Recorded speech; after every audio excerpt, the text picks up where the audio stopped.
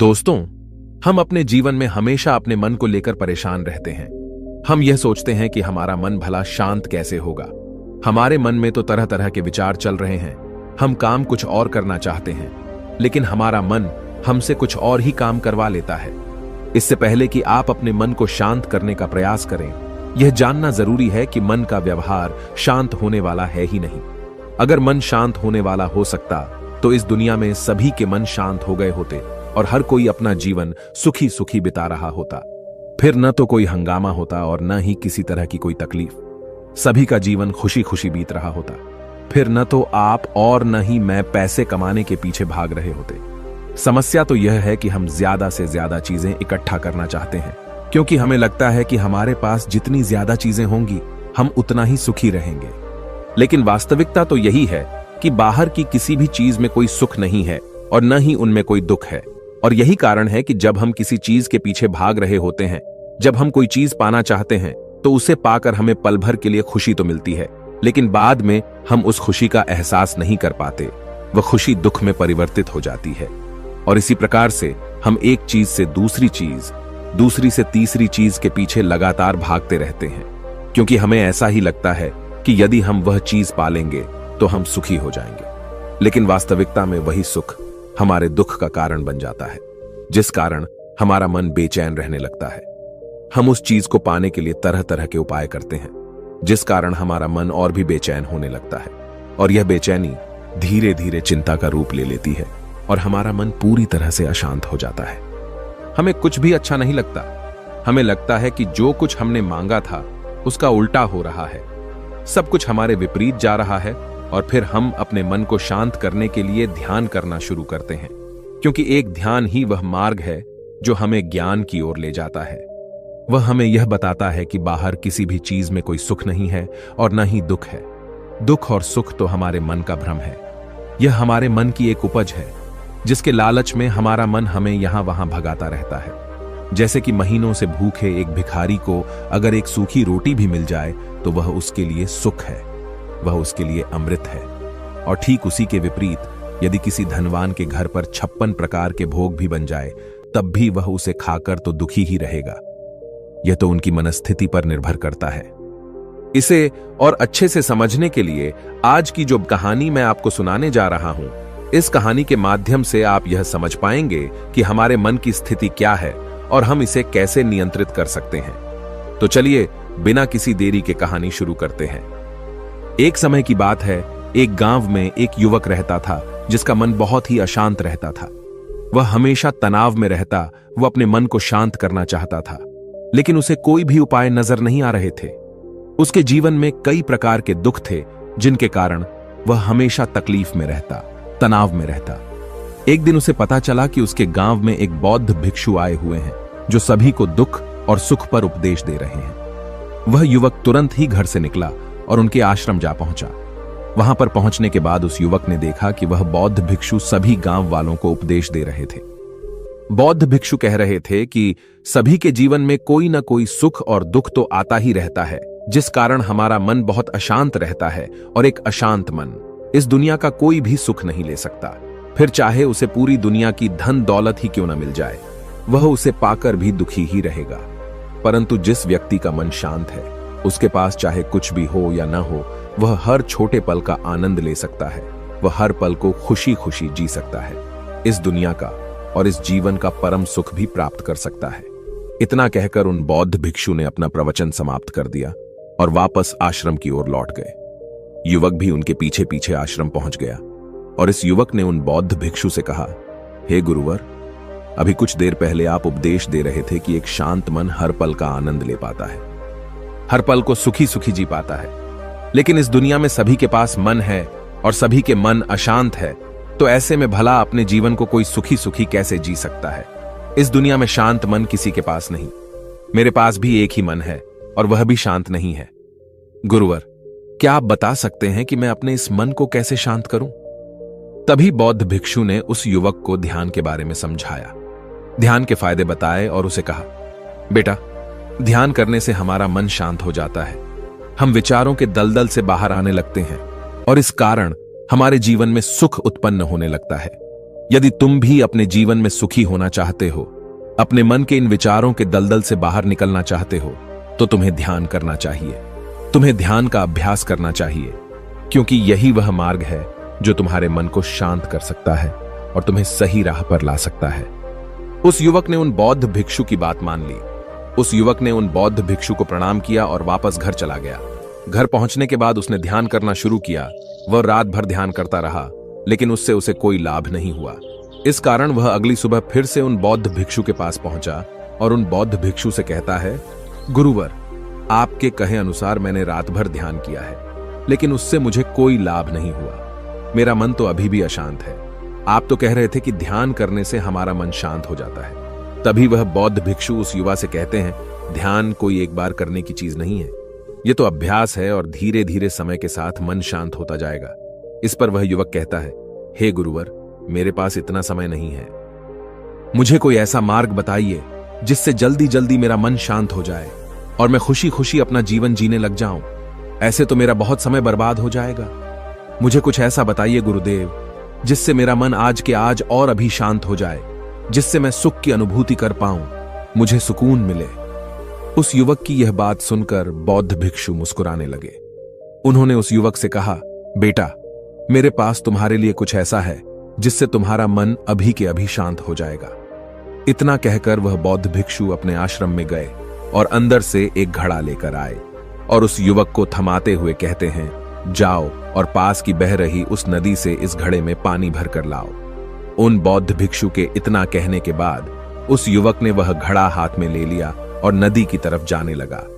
उसके बाद मन ही मन सोच रहा था कि लगता है यह गुरु पागल है, इन्हें कुछ नहीं पता। भला यह घड़ा मेरे जीवन में शांति कैसे ला सकता है? यह मेरे मन को शांत कैसे कर सकता है? लेकिन उसके पास और कोई रास्ता नहीं था, जिस कारण उसने घड़ा लिया और पास वाली नदी के पास पहुंच गया। उसने उस नदी में से उस घड़े में पानी भरना शुरू किया, लेकिन जैसे ही उस व्यक्ति ने उस घड़े को नदी से बाहर निकाला तो उस युवक ने देखा कि उस घड़े के चारों ओर छोटे छोटे छेद हैं, जिससे पानी तेजी से बाहर की ओर निकल रहा था।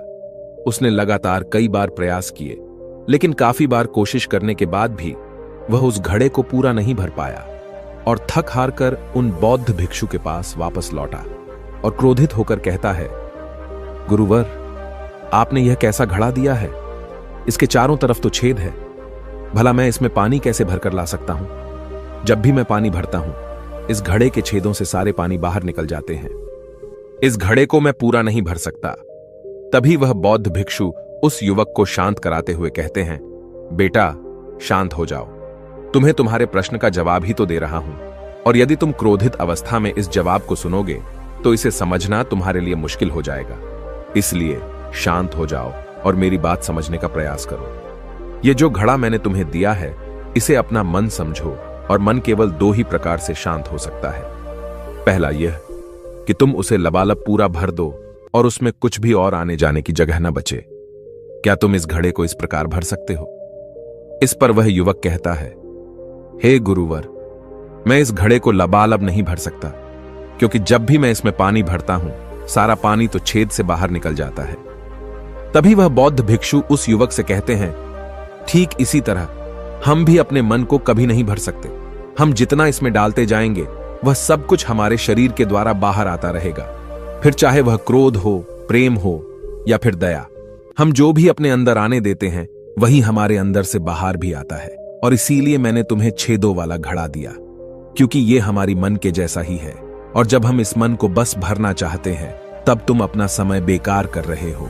क्या तुम्हें एक पल के लिए भी ये नहीं सोचा कि इसी प्रकार तो तुम अपने मन को भरने में भी लगे हुए हो? क्या इससे तुम्हारा समय बर्बाद नहीं हो रहा? क्या इससे तुम्हारा जीवन बर्बाद नहीं हो रहा?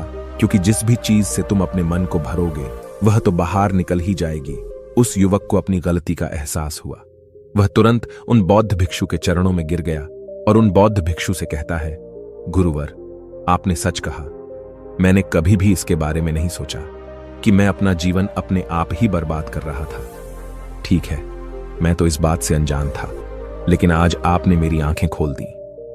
परंतु गुरुवर, अगर यह मन को पूरी तरह भरने का पहला तरीका मन को शांत नहीं कर सकता, तो मन को शांत करने का दूसरा तरीका कौन सा है?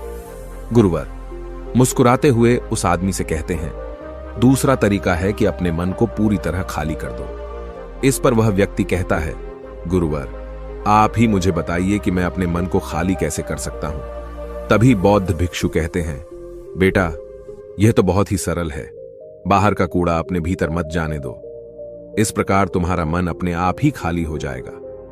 वह व्यक्ति कुछ देर सोच विचार करने के बाद बौद्ध भिक्षु से कहता है, हे गुरुदेव यह कैसे संभव है? जो भी हम देखते हैं सुनते हैं वह हमारे मन में ही तो जाता है, वह हमारे भीतर की ओर ही तो जाता है, फिर मैं उसे कैसे रोक सकता हूं? इस पर बौद्ध भिक्षु मुस्कुराने लगे और उस युवक से कहते हैं, बेटा मैं तुम्हें यही तो समझाने का प्रयास कर रहा हूं कि मन को केवल ध्यान से ही जीता जा सकता है और एक दिन ध्यान करने से कुछ नहीं होने वाला। हमें इसके लिए समय देना होगा, हमें इसके लिए धैर्य रखना होगा, इसका निरंतर अभ्यास करना होगा। आगे बौद्ध भिक्षु उस युवा से कहते हैं, बेटा क्या तुम्हें प्यास लगी है? युवक कहता है, हां गुरुवर मुझे बहुत जोरों की प्यास लगी है।